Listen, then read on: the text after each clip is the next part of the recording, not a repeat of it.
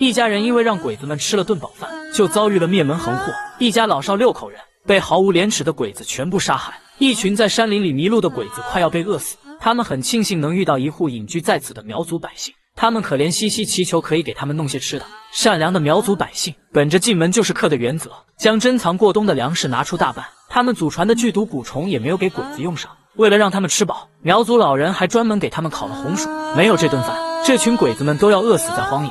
而鬼子吃饱喝足后，邪恶的本性让他们温饱思淫欲，对苗家的女主人就起了非分之想。就在这万分危急的时刻，苗家男主人正好路过看到，就用鬼子的军刀将这头禽兽干掉。而这家人的厄运也即将到来。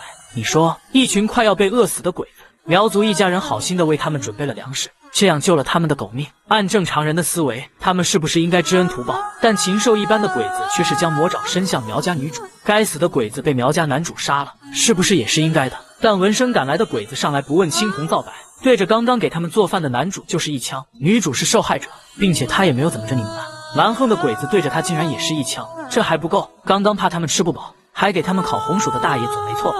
鬼子杀人上瘾，把这一家老小都集中到门口，然后一个接一个的杀害，简直没有人性到了极点。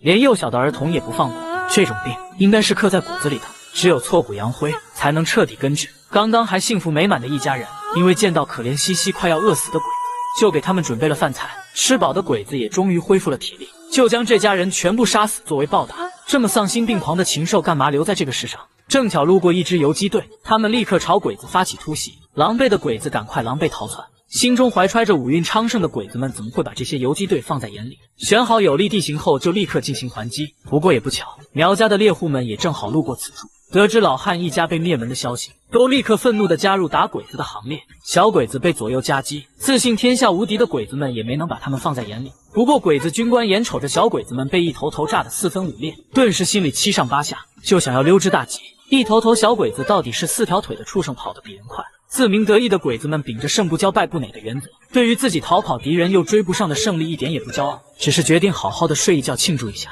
而眼尖的士兵们发现情况不对就溜之大吉，而围观的主帅也没人叫他一声。等朦胧中发现不对时，已经被周围百姓围了个水泄不通。不就是一群拿着锄头的农民吗？手握军刀的鬼子依然没把对方看在眼里。有句话不是那样说吗？尺有所短，锄有所长。就这样，这头罪大恶极的鬼子被活活处死，然后他又活了过来，然后他又被处死，然后就没有然后了。请为我们这些热心帮助鬼子脱胎换骨的农民伯伯们戳戳小爱心吧。他们想说的一句话就是：万里黄沙埋战鼓，谁愿战士不归途？待到红旗满天下，马踏东京赏樱花。